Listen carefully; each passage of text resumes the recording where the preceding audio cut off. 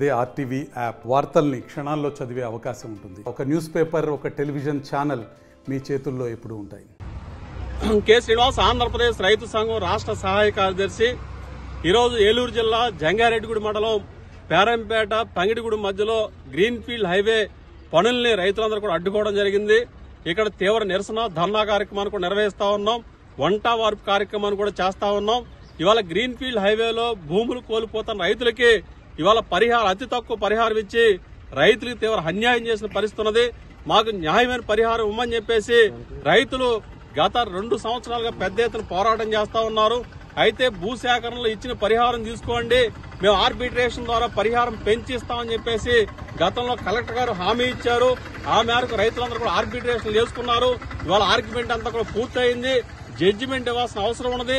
మరి జడ్జిమెంట్ ఇవ్వకుండా పరిహారం పెంచకుండా సంవత్సరాల తరబడి కూడా రైతులకు అన్యాయం చేస్తున్న పరిస్థితి ఉన్నది. కాబట్టి ఆర్బిట్రేషన్ యొక్క జడ్జిమెంట్ వెంటనే ఇవ్వాలి, పరిహారం పెంచాలని చెప్పేసి రైతులు ఆందోళన చేస్తున్నా సరే ఇవాళ ప్రభుత్వం వైపు నుంచి గానీ కలెక్టర్ గారి వైపు నుంచి గానీ కనీసమైన స్పందన లేదు. అందుకోసం ఈ నిరసన తెలియజేస్తా ఉన్నాం. దీంతో పాటు ఈ హైవే పనుల వల్ల పంటలు దెబ్బతిన్నాయి. ఇవాళ పంటలు దెబ్బతిన్న రైతులు నష్టపోతే వాళ్ళకి పరిహారం ఇచ్చే పని కూడా ఇంతవరకు ఏ విధమైన చర్యలు తీసుకోకుండా ఇవాళ పీడీ గారు అంటున్నారు రైతులు మా దృష్టికి తీసుకురాలని చెప్పి అంటున్నారు. అంటే ఇక్కడ హైవే పనులు జరుగుతా ఉంటే, రోడ్డు పనులు జరుగుతా ఉంటే నిబంధనలు ఏం పాటించకుండా అడ్డగోలుగా పనులు చేస్తూ రైతుల పంటలను పాడు చేస్తూ రైతుల నోట్లో మట్టి కొడతా ఉంటే కనీసమైన పీడీ గారు స్పందించిపోవడం ఇది చాలా దుర్మార్గం అని చెప్పేసి భావిస్తా ఉన్నాం. అంతేకాదు గతంలో కలెక్టర్ గారు అనేక హామీలు ఇచ్చారు. సర్వీస్ రోడ్ల సమస్య గానీ, అలాగే అండర్ పాస్ సమస్యలు గానీ, బోర్లు పోయిన వారికి కొత్తగా బోర్లు ఇవ్వడం గానీ, అదనంగా భూసేకరణ చేసిన వారికి పరిహారం ఇవ్వడం గానీ, ఇట్లాంటి అనేక సమస్యలు ఉన్నాయి.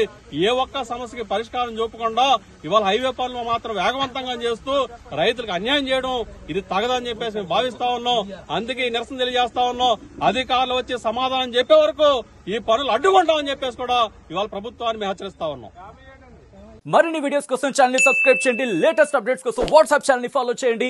అండ్ లింక్ డిస్క్రిప్షన్ లో ఉంది.